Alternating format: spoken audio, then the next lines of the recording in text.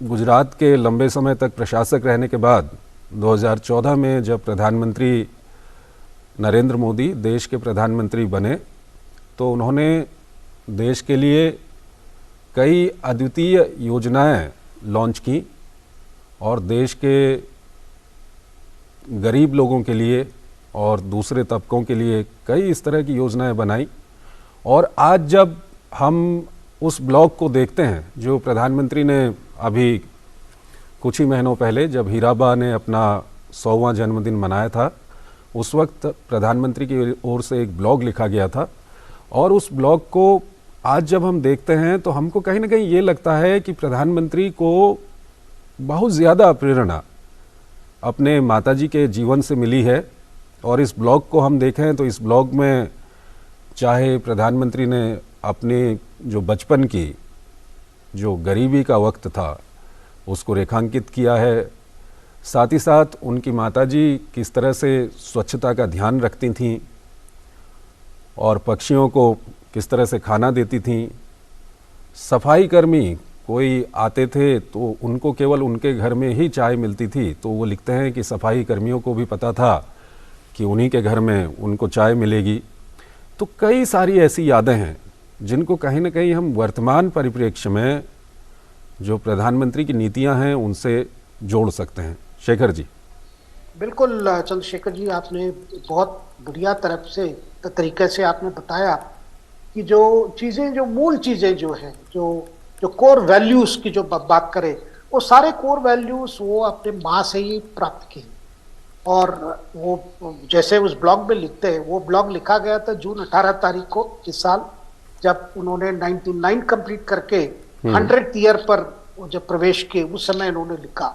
और वो लिखते हैं उसमें, देखिए जो शुरुआत में जो उनकी लाइफ में जो बेसिक वैल्यूज, एक है स्वच्छता, पंक्चुअलिटी, सही समय पर सही काम करना और ठीक तरह से खाना खाना भी, चबा चबा के खाना। इतना सिंपल बात भी उसमें जिक्र किया उन्होंने। ये माँ ने सीखा कि अपना स्वास्थ्य के लिए आप खाना उतने ही अपने थे। शेखर जी मैं आपको थोड़ा सा रोकना चाहूँगा। हम ये दृश्य अपने दर्शकों को दिखाना चाहते हैं कि किस तरह से जो परिवार के सदस्य हैं, जो पड़ोसी हैं, जो हीराबेन को काफ़ी नज़दीक से जानते थे, वो वहाँ पर एकत्र हुए हैं उनके घर पर और काफ़ी शोकाकुल हैं ये सभी लोग और हीराबेन को याद कर रहे हैं। क्योंकि प्रधानमंत्री के ब्लॉग को ही अगर हम देखें तो उससे ये साफ पता चलता है कि हीराबेन काफ़ी सामाजिक महिला थीं और लोगों के अंदर, जो लोग उनको जानते थे उनके अंदर भी उनके लिए काफ़ी प्रेम था, नज़दीकी थी। और ये कहीं ना कहीं इन दृश्यों में यहाँ पर दिखाई दे रहा है। और ये दृश्य भी हम आपको दिखा रहे हैं जब शव यात्रा शुरू हुई है प्रधानमंत्री के घर से। ये आप देख सकते हैं, ये दृश्य आप देख सकते हैं। इस वक्त शव यात्रा अपने अंतिम स्थान की ओर चल रही है और ये तब के दृश्य हैं जब शव यात्रा शुरू हुई थी। पार्थिव शरीर को कंधा देते हुए प्रधानमंत्री नरेंद्र मोदी और परिवार के अन्य लोग, उस वक्त के दृश्य हम आपको दिखा रहे हैं। वरिष्ठ पत्रकार शेखर अय्यर हमारे साथ जुड़े हुए हैं, उनसे हम लगातार बातचीत कर रहे हैं। शेखर जी, ये ब्लॉग की जो हम बार बार बात कर रहे हैं वो इसलिए हम बात कर रहे हैं क्योंकि इस ब्लॉग को मैं पहले खुद भी नहीं पढ़ पाया था और आज जब सवेरे ये खबर आई उसके बाद ये ब्लॉग मेरी नज़रों के सामने से गुजरा, तो इस ब्लॉग को जब हम देखते हैं तो इसमें जो कुछ भी लिखा हुआ है वो कहीं ना कहीं काफ़ी उसके अंदर एक पूरी कहानी है, एक संघर्ष की कहानी है। और बचपन में क्या कुछ प्रधानमंत्री ने देखा, क्या कुछ प्रधानमंत्री ने अपनी माताजी से सीखा, वो सब इसमें है। इसमें किस तरह से, एक छोटा सा उदाहरण शेखर जी मैं दर्शकों के सामने रखना चाहूँगा।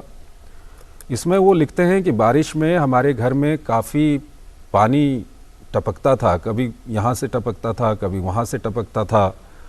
पूरे घर में पानी ना भर जाए, घर की दीवारों को नुकसान ना पहुँचे, इसलिए माँ ज़मीन पर बर्तन रख दिया करती थीं। छत से टपकता हुआ पानी उसमें एकत्र होता रहता था। उन पलों में भी मैंने माँ को कभी परेशान नहीं देखा। खुद को कोसते हुए नहीं देखा। आप ये जानकर हैरान रह जाएंगे कि बाद में उसी पानी को माँ घर के काम के लिए अगले 2-3 दिन तक इस्तेमाल करती थीं। जल संरक्षण का इससे अच्छा उदाहरण क्या हो सकता है। और शेखर जी, हम देख रहे हैं कि लगातार सवेरे जब हम अपने संवाददाताओं से बातचीत कर रहे थे तो मुझे इस ब्लॉग को पढ़ते हुए ये लग रहा था कि मैं प्रधानमंत्री की मन की बात का जो कार्यक्रम है उसके कुछ हिस्से पढ़ रहा हूँ, क्योंकि जल संरक्षण की बात हो या किस तरह से गोबर के कंडों में आग लगाओ तो कई बार शुरू में बहुत धुआं होता है, माँ तो बिना खिड़की वाले उस घर में उपले पर ही खाना बनाती थीं। ये जो शब्द है, चाहे हम उज्ज्वला योजना की बात करें, जल संरक्षण की हम बात करें, किस तरह से एक माँ ने अपने बेटे को वो प्रेरणा दी कि वो बेटा जब देश के सर्वोच्च पद पर आसीन होता है तो वो इस देश की उन करोड़ों माताओं के लिए सोचता है जो शायद उन्हीं की माताजी के जैसे माहौल से, जैसे वक्त से गुजर रही हूँ। शेखर जी। बिल्कुल। देखिए, आपने जिक्र किया पानी की जो कंजर्वेशन को लेकर, और सरकार के आज सबसे बड़े कार्यक्रम अगर आप देखा जाए, एकदम फ्लैगशिप प्रोग्राम जिसको, वो जल जीवन मिशन, घर घर जाके पानी पहुंचाना, मतलब नल हो और नल में पानी हो, ये जो बात प्रधानमंत्री हमेशा कहते हैं, ये सबसे बड़ा कार्यक्रम। और दूसरा कार्यक्रम पीएम आवास योजना। देखिए, इस योजनाओं के पीछे आप देखेंगे, जैसे आपने जिक्र किया कि जो अति गरीब परिवार है उसके सामने क्या कठिनाई होती है। आपने पानी, कितने पैसे पानी लीक करता था, उसको मरम्मत करने के लिए कोई ज्यादा साधन भी नहीं थे। और दूसरी बात, वो पानी को कंजर्व करना। और इसमें तीसरी बात भी जोड़ना है मुझे, ये है कि गुजरात उन दिनों में बहुत पानी के संकट होता था वहां पे। नर्मदा सरोवर आने तक वहां तो गुजरात में हमेशा पानी को लेकर दिक्कत था, और पीने पानी को लेकर या बाकी जो पानी, मतलब ये नहीं था। और उसमें पीएम ने एक बात जिक्र की, अपनी माँ अपने फैमिली को ये करने के लिए घरों में, पड़ोसियों को घर में जाके बर्तन मांजते थे या दूसरों घर में जाके पानी पहुंचाते थे। वाटर कैरियर्स जो कहते हैं कि आप कहीं से कुएं से या कहीं से पानी भर के किसी के घर में